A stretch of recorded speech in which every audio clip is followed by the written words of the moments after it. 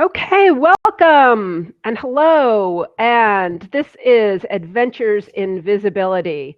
And one of our main topic today is going to be around storytelling, which has been part of our culture and civilization since the beginning of man and women.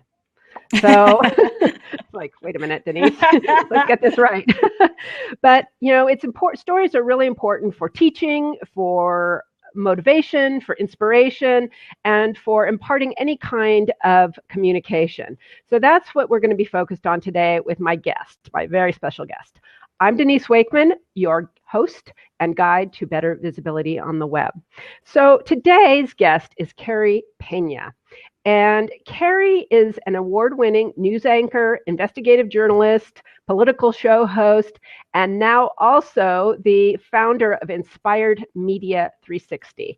Yes. And I met Carrie recently, a few weeks ago, when she interviewed me for her podcast, Carey Peña Reports, and through our good friend, Shannon Hernandez, who I've known since the Google Plus days. That's how we met. So I wanted to talk with Carrie today because her message is really all about storytelling. As a news anchor, as a reporter, as a journalist, she's telling stories all the time. And now she works with her clients and brands to help them tell their stories. So I thought this was particularly fitting because, as you know, all of you who are self-employed, who are solopreneurs or small business owners, it's a struggle every day to get your message out. And one of the best ways to do that is through your story. And I will confess that storytelling is a challenge for me because I'm a very linear and literal thinker. So I like to tell the facts right in order, that whole thing. And I know that's not the best way to tell a story. So it's really at the heart of all the content that you're creating. And that's why Carey Peña is here today. Carrie, welcome to the show. Thank you. My pleasure to be here.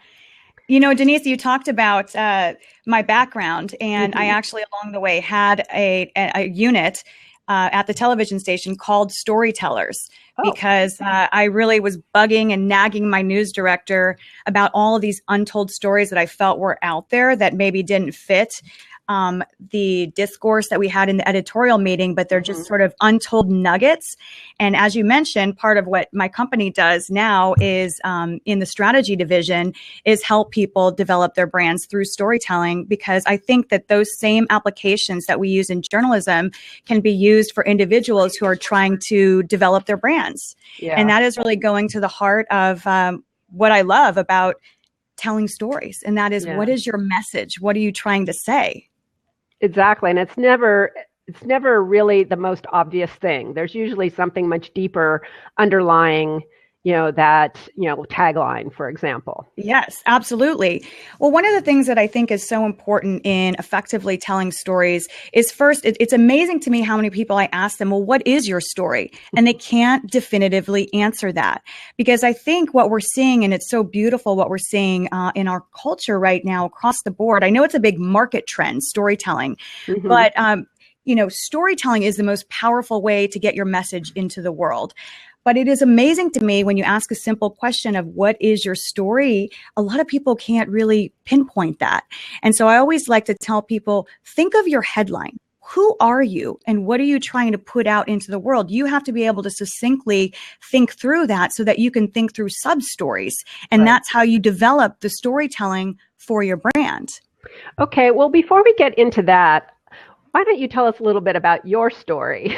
How did you get into journalism and news reporting, investigative reporting, and then transition, into having your own company? And are you still doing news shows or? Yeah. So since I was 16 years old, wanted to be a news reporter. I love politics and I was fascinated. I'm from Los Angeles and a lot of my friends were in the entertainment industry. And I was just super fascinated with the combination of sort of entertainment, but also education and learning. I love to learn, and I really love to learn about people and what makes them tick. So when I was 16 years old, I realized that I wanted to become a news reporter. And I ended up going to Arizona State to the Walter Cronkite program, which is an amazing broadcasting program. I had the great fortune of scoring an internship at a station here, KTVK in Phoenix. And I worked as a general assignment reporter and then an investigative reporter. I had my own story unit called Storytellers. And then I became the main evening anchor. In addition, I also hosted our political show. Wow. But the interesting thing in all of that was that no matter how much I was on the air, I always was most fascinated with the art of telling stories. Even in politics, I interviewed the other day Kyrsten Sinema, who's a congresswoman. And at first we talked about some of the, headlines, the VA and what's going on at the VA. But then I had also read that she recently completed the Ironman. And I thought that was so interesting. It says a lot about who she is and how she balances her life as a congresswoman and still being able to compete in the Ironman. That tells to me a lot about her story, her grit. So I asked her about that. She was named one of the most high profile or most powerful women by Marie Claire magazine. So I asked her about that. These are all things that I think are interesting, sort of the story behind the story. Right. What is your headline and then what's the story behind that? So bringing that back to me, I loved working in news, and it has been my passion for 15 years. And just at the end of last year, I really wanted to branch out on my own and start a company that's all based really at the heart on storytelling. So I have two divisions. One is our news division. And as you mentioned, part of that is a podcast, Carey Peña Reports. We've had the good fortune already of being at the top of iTunes News and Politics. Yeah, congratulations. Thank you so much. And I've loved that format because it's 20 minutes. And so I'm able to really talk to people a lot more than just sound bites. Right. The other part of my company is a strategy division, and we do storytelling strategy for businesses who I think and brands who I think I can help. And one of the things that I've seen is sometimes I think small businesses feel that they don't have the money or the time or the resources to develop their story in the same brilliant ways that big brands do. And I disagree with that. I think that there's so many amazing stories out there to be told for small business people. And one of the amazing things about social media is that you have the ability to get your message out to the world in a really powerful way. Absolutely. I think that there's an intimidation factor about, what is your story, is that you have to create something that's, perfect or says it all or something. And that might be where some of the feelings of inadequacy might come in for a small business or a solo business that, well, what do I have to say, So I want to ask you about that a little bit in just a minute, but going to the intersection, you mentioned social media and about how that's such a great way to get your story out. When did you realize, or was there a moment, like a turning point, where you realized that journalism and social media were starting to come together? Oh, this is one of my favorite topics. Oh, good. You're speaking my language, Denise. So I was badgering my news director, and I'm hoping I'm giving you the right date, but I think it was about 2007. I was anchoring at the time our weekend morning show, which is 3 hours. And Twitter, really, I was falling in love with it because I love direct communication, the good, the bad, all of it. And as a journalist, there's nothing better than being able to hear truly what people think, get additional information. It's all about communication. So I was badgering my news director, and he was, what is this Twitter? What are you talking about? You're driving me nuts with this. Go ahead and do it. You're going to do what you want. We ate for lunch. Yeah, exactly. So I started really bringing Twitter and incorporating it as one of the first journalists, really, I believe, to incorporate that into our broadcast. And I will tell you that it has added so much for me personally as a journalist. And I feel that it added so much early on. Before, I don't like social media used in a way that's artificial. I like it when it's really, really organic, that you are really just out there to connect with people and to build your brand through those connections. So I started using Twitter early on, and I'll tell you, it has been incredible for me personally, but also as a journalist. So I was on the news desk the night that Osama bin Laden was captured and killed.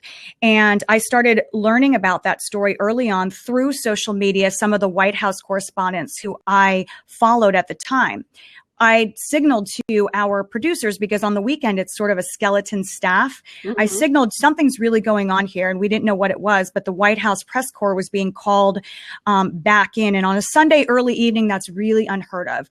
So at any rate, long story made short, I was on the desk solo that night, and we ended up doing extensive coverage about Osama bin Laden as that was unfolding in the Middle East.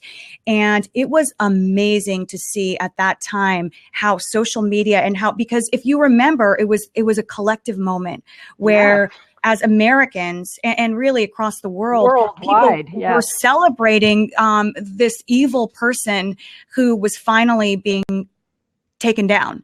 And just to see the instantaneous reaction and the collective reaction of the audience and being able to bring that into the broadcast, it was really, to me, a moment that proved really the power of social media and being able to see instantaneous reaction. And in particular to an event like that, but you can apply that to so many things. And that's one of the things that I think is important for people when they're looking for storytelling strategy. See what people react to. Oftentimes, most often, if you are organic and you're putting something out there, the most organic social media correspondence always gains the most traction, rather than something that's very manufactured. And I just think that if you speak from your heart, even as a business owner, whatever you're doing, that is what really people respond to in the storytelling world. Okay, so can you talk a little bit more about that tapping into that organic piece to tell the story? Because that's, as a journalist, I would imagine, I've never been a journalist, so I can't speak. Well, you are right now. You're a journalist right now. Yeah. I guess so. I do interview people.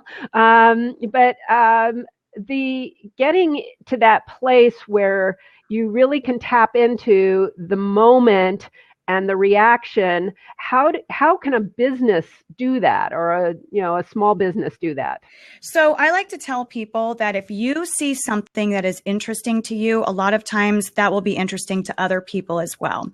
And so I think a lot of times people really overthink it. What should I tweet? How should I construct it? And in that case, a lot of times it comes off like you're trying to sell something. So I will liken that to a lot of broadcasters. And now it's become sort of mainstream to tweet out what you're working on. But I was always very against tweeting out, join us at 5. We'll have this report. My thought is put the news out there right now, because people who are on whatever social media platform, they want to see it. And then if they want to tune in to see you on the news, they will do that. So applying that to the business world, Denise, I think really creating a community and connecting with people, not just trying to sell them on what you are doing, is part of it. And that's how you build up your brand. And then naturally, people have loyalty to you. They want to find out more about you. I'll tell you a little funny story. I interviewed a really cool girl, Gelly Ackenblitz. She's the founder of Networking Phoenix. And she was telling this story on my show that I thought was great. She talked about how people are intimidated a lot of times to go to mixers because they don't know what to say. They put their name on their name tag and they walk around, and it's sort of this stilted interaction. So she talked about how one of the women who was there is put on her name tag, "What is your pet's name?" So this opened up conversations. And of course, naturally, she's a pet sitter. So it opened up a perfect conversational route for her with everyone without selling something. That was, in essence, a great example in my mind of storytelling, right? But a lot of times the best way to build your brand through storytelling is to learn about the people around you, to learn more about your community rather than just trying to push out information to them. Right. So it doesn't have to be this manufactured story. Once upon a time, I started a business kind of, thinking about that kind of literal interpretation of you what are is a very story. literal. Although I do love to see the why behind it. For instance, when I interviewed you, Denise, I thought it was really interesting how you came into where you are now. And I like to hear the backstory. So right now I'm working with a lovely, beautiful woman, and she's a lifestyle blogger. But she's always seen in perfect clothing, and she's always really done up, and she's gorgeous. But she expressed to me that she really wants to reach out and work with a cross section of women to help them be their best selves. Well, I had caught about a month or so ago on social media, she had put out some pictures of her growing up and expressed how she had weight battles growing up and how she had to fight through those and really came into this extensive exercising and health and fitness to get where she is today. And I told her, Julie, I think that's your brand right there. That's showing who you are as a person and allowing people to connect to you and showing that you've walked through this journey. It makes you even more credible as someone who wants to be a lifestyle expert and to go out and help other people with their lives, to show that you are just not this perfect person, that you've also walked through this journey. And so right now I'm actually doing a project for her that is showing her backstory and telling that story. And then she's going to combine that video project that we're putting together for her with all of her kind of gritty YouTube videos and fun little snaps and Vine. I like that approach of doing a little bit, I call it high-low, some higher produced things and then some fun things where you just grab your phone and you just bring people into your life and show them why you care about what you're doing. Yeah, what's happening right now without all the preparation. Right, exactly. Yeah. You talked about headlines, about your, what is the headline that who you are, and then go into the backstory. And, headlines, typically when I think of a headline, it's something that screams out, and gets our attention on the web or on magazines or print media, or, even the little lower thirds on the TV, font on the news, those are the headlines, So how do you tell your story using a headline? I mean, where do you start with crafting that? Well, I think you have to really understand, if you don't understand what your brand is, you're going to have a hard time selling it to other people, right? So I think first and foremost, you have to understand, what is your purpose? The most successful people who I've interviewed over the years, including the President of the United States, really have a clear sense of what their purpose is. And I think that applying this through every type of brand and business, and a lot of people, Denise, who you work with, I think it's really important to understand your headline, your brand. You need to know that. You should be able to construct a headline for yourself. This is who I am. This is what I stand for. This is my purpose. And then the stories flow from there. Good. Yeah, I like that. So there's a couple of questions here I'd like to just throw out for you, if you don't mind. Yeah. Trudy asked, do you have to have been a journalist first to use or teach storytelling? No, absolutely not. I mean, I don't know what Trudy does. I'd like to know, but I think storytelling it's in all of us. When I was on my way to hi, Trudy. When I was on my way to the studio today, I was listening to NPR, and they were interviewing the guy who founded StoryCorps. And I don't know if you guys probably have heard of StoryCorps, but I think StoryCorps is one of the most brilliant forms of journalism because it's just raw. It is just asking people about their lives and to ask each other simple questions. And I really believe that the best stories are the ones that are very simple and very genuine. And so in answer to Trudy's question, no, because a lot of times I think as journalists, we want to massage it and we want to make it all look pretty. We want to design it. But at the end of the day, the best stories can be told, just by someone speaking their truth and really stripping away all the bells and whistles. So I think it's just about articulating who you are and applying this to business, who you are and what your brand is, and how you want to connect with the larger community, not just what's in it for you, but what's in it for all of you, the connections. Right. One of the questions that I got here from John, and it was also on my list of questions. By the way, I'm excited. I'm getting a lot of those hands. So that's pretty cool. Yeah. Okay. Thank you. Let's see if we can get you to 1,000. Okay, that'd be cool. Shannon, get on it. Look I'm not getting hardly any. Shannon, come on. John Leland has a question. And again, I was going to flow into this, and let's get it now. Is, a brand typically has gone through, a lot of process and consulting around, crafting that perfect storyline, that perfect headline. For a small business, what kind of tips do you have, or where would a small business start to begin looking at how to craft that for themselves? Well, consumers like to see the human side of the brand. So I will give you an example, and I'm trying to think of who was telling me about this, but I thought it was an interesting example of, you know who it was? It was John C., the Pinterest, manly Pinterest guy. Jeff C., excuse me. He was talking about how he had worked with this gentleman who has a company that deals with waste, I think, recycling and waste. And he was talking about how they navigated telling that story through various channels. So he talked about on Pinterest how they would pin a lot about how it helps the environment, what they're doing. And I happen to love Instagram. I think Instagram is such a great way for so many brands to tell their story. So say you have a tiny little antique store, something cool.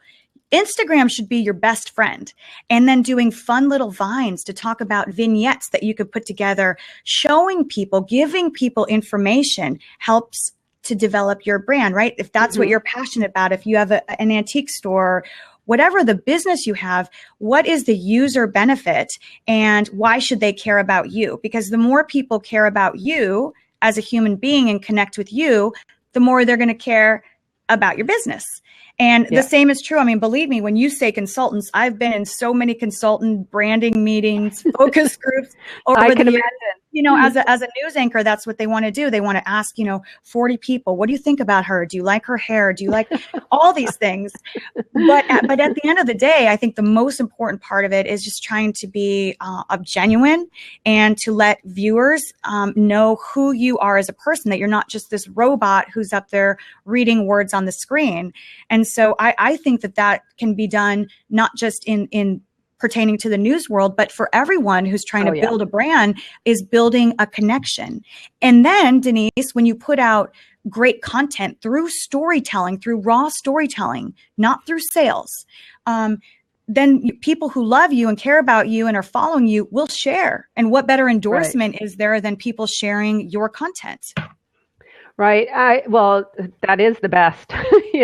What Guy Kawasaki says that first he said, a retweet is the highest form of flattery, and now is just sharing is the best form of flattery. Except for now, everyone has a disclaimer: retweets, not endorsements, just a retweet. And I haven't seen that, but Denise, the other thing I wanted to add that I think is really important is that for every business person, you need to know your voice and you need to know your value. If you know your voice and you know your value, you can craft your headline, and that's how you begin to navigate the world of storytelling through your brand in whatever level you're able to do it. Right. Well, and I think that in this day and age, right now, as we are speaking, the visual media is so huge that whether you are using images or you're using video or a combination, that's going to help even more than ever. Because I've been working online since 1996, and that's when it was text. Yeah. We had email newsletters that were text. We had, if we had a website, it was text. And, there might be a picture of you as the business owner, that kind of thing.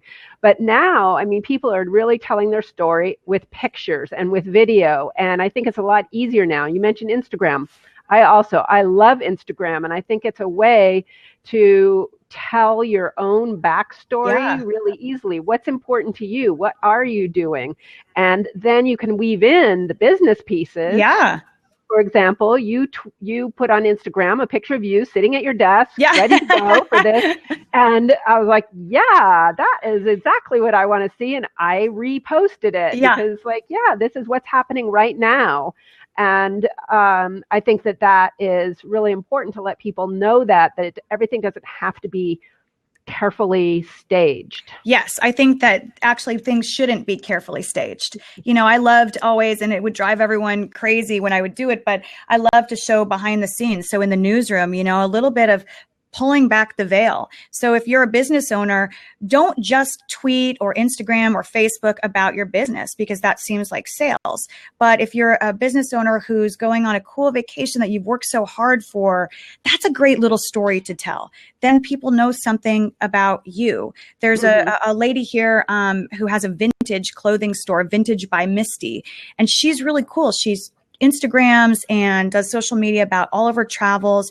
And to me, she helps weave the story of why this vintage clothing is how she picks it out and why it's so special to her because she loves travel. And so through that, I learn more about her rather than, oh yeah, there's a girl who has a cool boutique. I know her more intimately now because she's used storytelling in a really effective way. Right. And I think that this is a shift that we've seen in the last few years. And for a lot of people, they're not comfortable revealing personal content about themselves, personal information about themselves. And, I know that is a dance. It's a fine line for people or for introverts. Like I'm an introvert but I find that it's easier to be extroverted online than offline, for example. Well, but I had to learn that about myself. You know? And you could find out too where your comfort zone is. So maybe you don't want to show a bunch of personal pictures, but maybe you could show your travel pictures, show what you're seeing, or pets. Everybody loves pets and connects over pets. I have a pug, and if I post a picture of Pug Nation comes out strong. So it's always been interesting to me over the years when I post something personal, rather than if I post something about a news story I'm working on.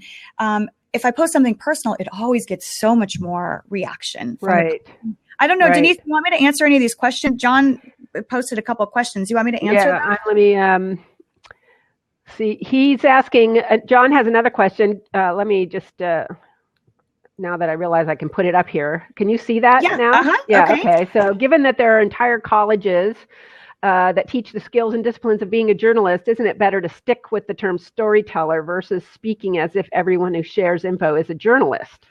That's a good question. I'm not saying that everyone who shares information is a journalist, John. I completely see what you're saying there. And I think that that's a great point, especially given the fact that as a journalist, I know how important it is when I'm reporting on things online to be cognizant and careful of the people I'm pulling information from online.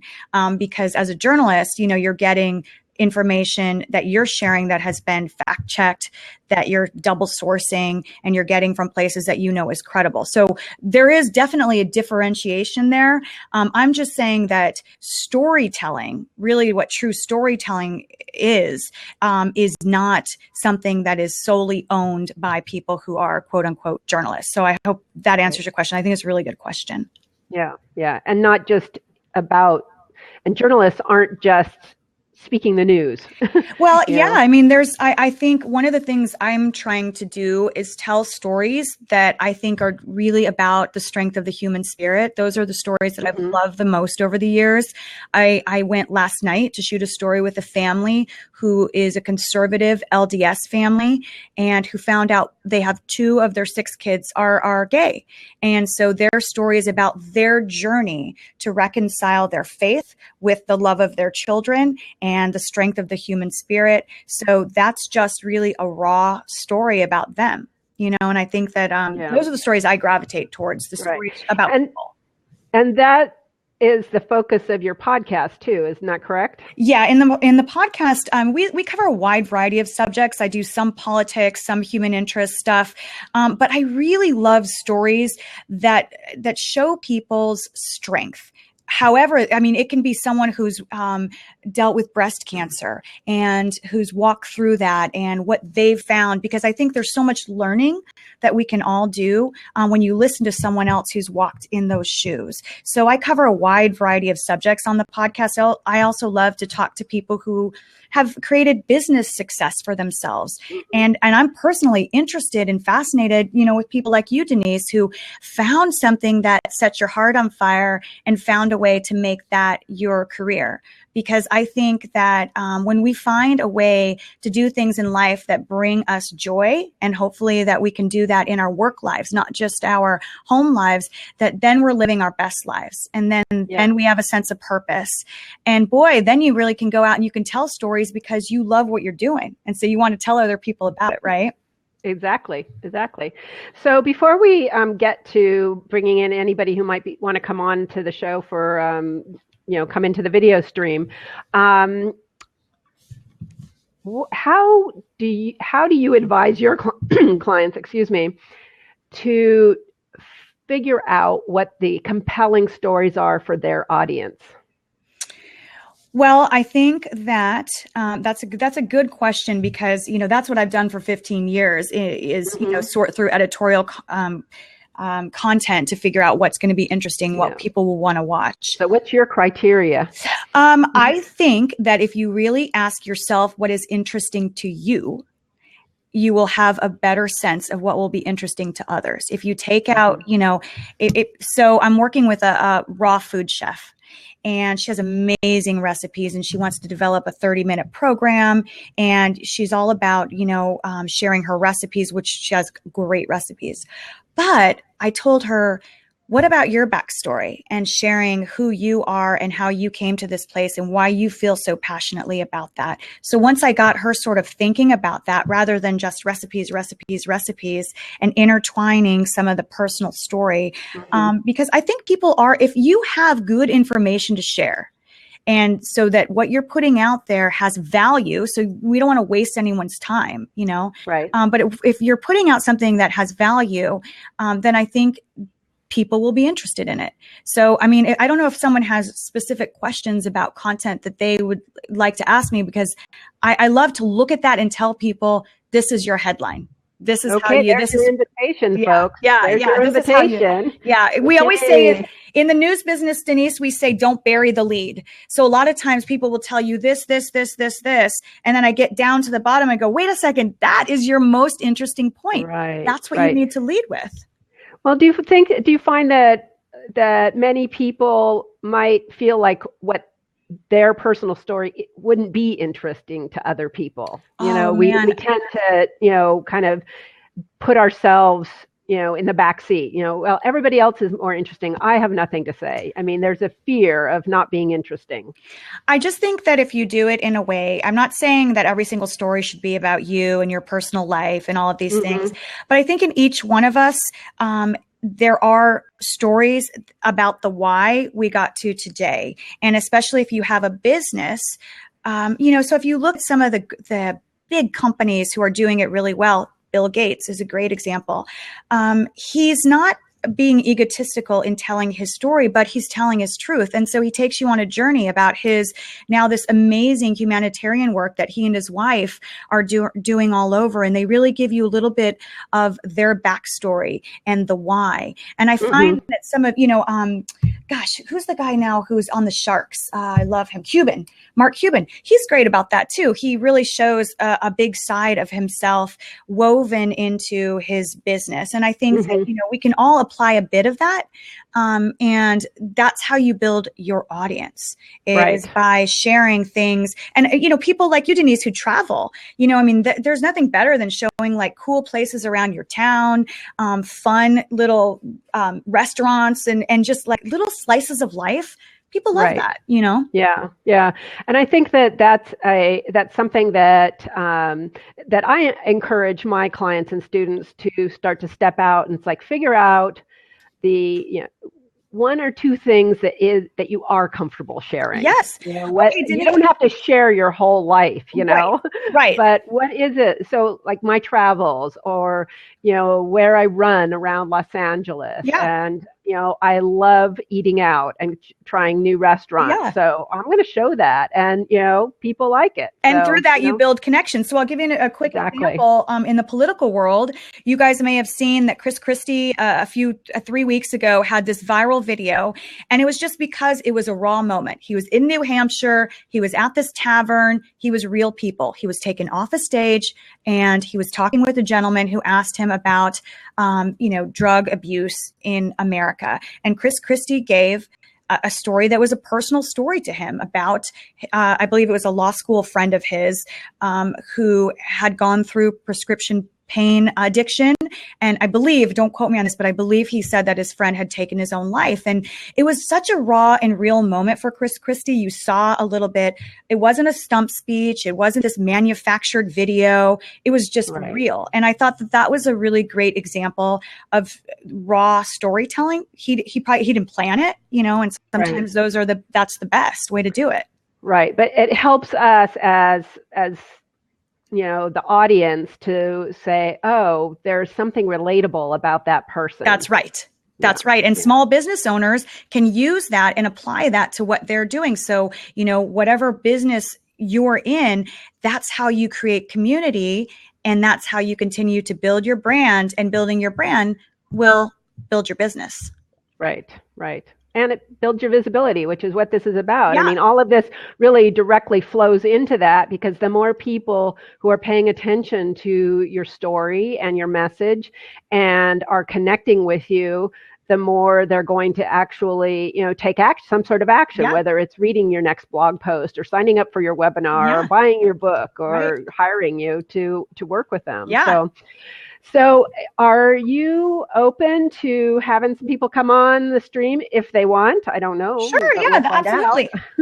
Okay, so this is your moment, folks. I'm going to unlock, and if you'd like to come on and ask Carrie a question about storytelling, maybe give her, a little snippet of what you're working on or what you think your story is. She put that out there. She threw that out there. She wants to know so she can give you her feedback. Yeah, so, absolutely. Shannon, I need more hands. I see. We're in a race here. Okay, come on. Who wants to come on board? John, Joselito, Bonnie, Trudy, Michael, the branding Cupid. Michael, all right. We're going to get him on here. I love this. Michael. Hi, Michael. Hi, Michael. Welcome. Yep. Great.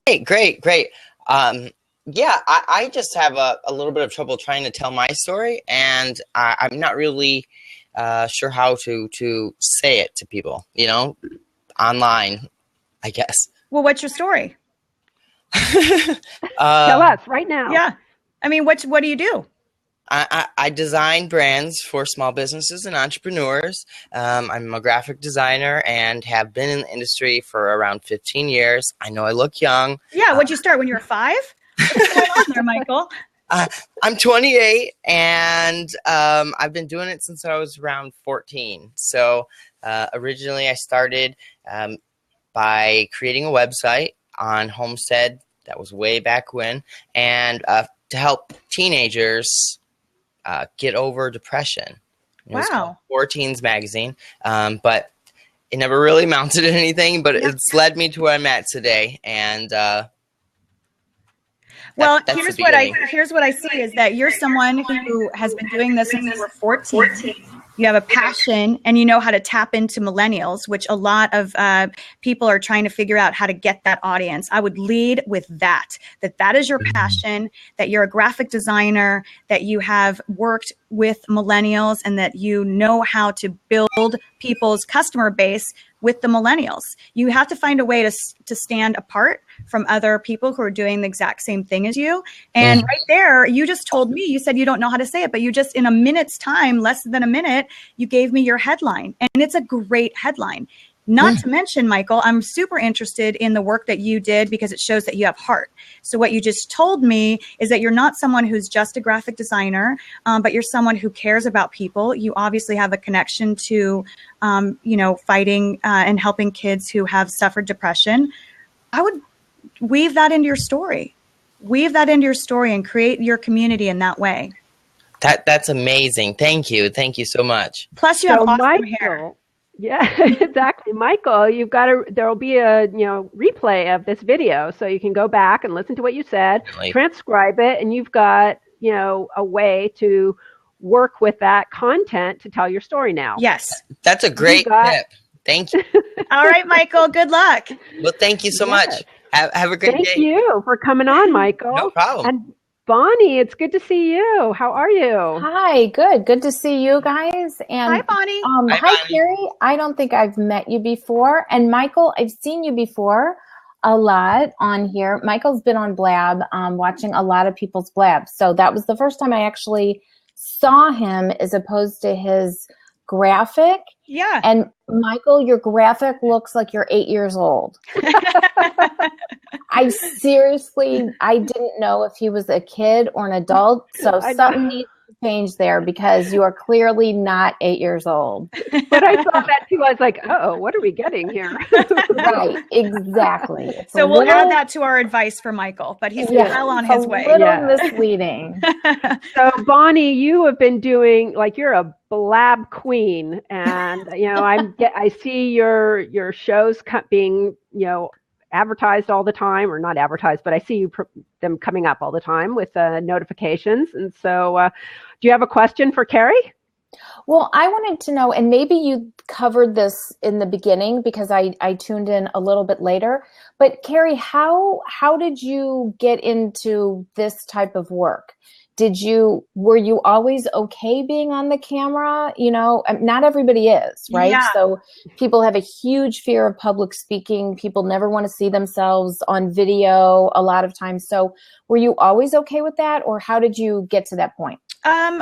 I think, no, I wasn't always okay with it. I mean, I liked to perform, but I will tell you that, early on when I was a reporter and I started out in Phoenix, which is a very large market to start in. And when you're on live TV, there's a lot of mistakes that can be made, and many of them I have made. But what I learned, and this is because part of what we do also is coaching and development for people. I love to see people become their best selves and really get up there and knock it out of the park. I think that a couple things. People feel that butterflies is a bad thing, and it's not. I think one of the things is learning how to train your butterflies so that they're flying in the right direction, because sometimes anxiety can help you in a way because it really amps you up. A lot of athletes I know, they feel that before, but then it helps them get out there and perform at the highest level. So that's one thing. The other thing I think is just sort of stripping away the fear that everything is going to come out perfect. Once I got past that and I realized, okay, you know what? We don't all speak with perfection. Every word doesn't come out perfect. We don't always have the best, at least I don't always have the best word choice. So once I sort of got past that, so it was an evolution, Bonnie. I won't sit here and say to you, yes, I went on camera and spoke to millions of people and I had no anxiety. But I learned how to train my butterflies. I learned that, it's okay if everything I say is not perfect. And the other thing, I will give you one other tip, and this is for people who are going to be doing public speaking of any kind. I was covering the Democratic National Convention the year that they were nominating Barack Obama. And you'll remember it was a big deal. It was our first African-American president. 84,000 people were there. And I remember I was lined up with a lot of national reporters, and I was a young reporter, and I had all my notes.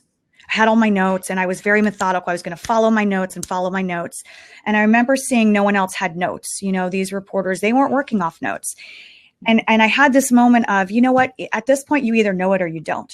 You're here. You've been covering this. Get rid of the notes. And I think that that's true in a lot of cases with public speaking, is that you have to know what you're talking about. And once you know inside, I got this. I'm there. I've got it. I'm not worried about it. It gives you this level of confidence. And one of the, we call them live shots. One of the live shots I did, the guy next to me, a big reporter, turned to me and goes, boy, you can ad lib for days. And I thought, all right, perfect. I got rid of the notes, and it just opened me up to a whole new level of performance, I think. I like that. That's a great story. Because I think that, notes sometimes become a crutch. It does. I mean, I know for my own self, like I always start with notes because I know I don't want to forget anything. Yeah. But then you can get stuck in them too, Yes. you know. So Yes. I think I really love that what you said, and also train your butterflies so they're going in the right direction. That's beautiful. Yeah. So that would be my best advice for you, Bonnie. Tim, thank you. Tim, it actually wasn't for me. It was actually for everybody. Okay, because good. Denise knows I'll just get on here and just literally start blabbing. But but I think it's a really good. I loved hearing the story, and I think it's really, really helpful information. And Tim Ferriss, is that Smart Passive Income? Okay, so no, that's Pat Flynn is Smart Passive Flynn. Income. Okay, thank you. Pat Flynn is he does tons and tons of speeches. People see him all the time as a keynote for this and a keynote for that. And he did a scope one time, and this is where I really got into listening to his message. He did a scope. He's very well known in terms of entrepreneur land, right? And especially podcasting. He did a scope about how nervous he gets every time before he speaks in public. And I was like, what? This person is saying this? I mean, it would be just the same as if you were saying that or Denise were. I mean, I'd be like, seriously? Yeah. And he talked about, similar to what athletes do, he talked about the physicality, everything that he goes through. Yeah. First, he starts sweating profusely, and I was like amazed by that. And then he talked about like kind of how he psychs himself up and gets out of it. And he has this whole routine that he goes through. So for me, somebody who's just starting to do this, seeing that somebody who's out there goes through that was hugely helpful. Absolutely. Okay. Well, So, thank you. Thank you so much. Bye, I appreciate it. Thank you, Bonnie. I want to be mindful of the time and Carrie's time. So I'm going to ask you the final question that I ask all my guests for the backstory. And that would be, what is your most memorable adventure, in whatever context? Oh, wow. Gosh. Going to lunch. So, we're not going to lunch yet. Having been a reporter and an anchor for 15 years, I've just had the good fortune of traveling and seeing so much. I would have to say that this might sound odd, but this, I think, goes to the fact that I believe so strongly in the strength of the human spirit. But I covered one of the biggest fires here, the Rodeo Chedeski fire. And it was absolutely a devastating fire. And houses burned and lives were torn apart. And I was there, and I say this as an adventure because I was there. We stayed in the evacuation zone, and I was there the day the evacuation orders were lifted and people came back. And the sense of community that was felt there that day, as a young reporter, seeing that to me meant so much. So I guess in a way that was a very memorable adventure, because being in a fire evacuation zone, sleeping in, wherever you can find a place to sleep, not changing clothes for days. It's not exactly like glamorous that everyone thinks reporting on TV is, but it was an adventure, and an adventure with an ending that to me solidified why I got into journalism. And that was storytelling. And that was talking about stories of the human spirit. So I guess, I've been all over the world, and I could sit here. I know you love to travel. So I could talk to you for a long time about that. But when you ask about an adventure, that stands out in my mind, because the way seeing people come together in the end was something that just was very meaningful to me. Yeah. Well, an adventure encompasses all of our life. So, that's why I have no context around it. Well, and you know what, Denise, adventure also means sometimes, and this was the case for me, pushing yourself to do things that you didn't know that you had the strength to do. And when you're reporting for days on end on national TV as a young reporter, not sleeping, barely eating, seeing people's lives turned upside down, it pushes you to know that you have what it takes to be there in that moment, and to just sometimes go where the adventure is going to take you in life, right? And it's not always a fun adventure, but there's always learning in the adventures in the end. Thank you so much. You've told my story for me. It's been so much fun with you today, and all of you guys for being here to blab with us today. I loved it. Yes. So before we sign off, what's the best place for people to reach you, Carrie? So you can get me on my website, inspiredmedia360.com. You can get me on Twitter, Carey Peña TV, Facebook, Carey Peña TV. So I'm all over. I'm all over social media, or Instagram, Carey Peña. All right. And you can see above, the little information above Carrie's picture. That's her Twitter account. And also follow her here on Blab, because I think we'll be seeing a lot more of her on Blab. Yeah, I like it. I have a feeling you're a natural. So thank you, one and all, for being here with me today live, with being here and showing Carrie so much props, love. Thank you. Really appreciate that. Thank you, Shannon. Thank you, Denise. We've got the peanut gallery in the background there. You can get notice of scheduled guests at adventuresinvisibility.com, and I send out notification to let you know what's coming up. Also, you can get Adventures in Visibility as a podcast. It's available on Stitcher, iTunes, and SoundCloud. You can sign up at adventuresinvisibilitypodcast.com. So until the next time, have an adventurous day. And thank you so much, Carey Peña, for being with us today. Take care, everyone.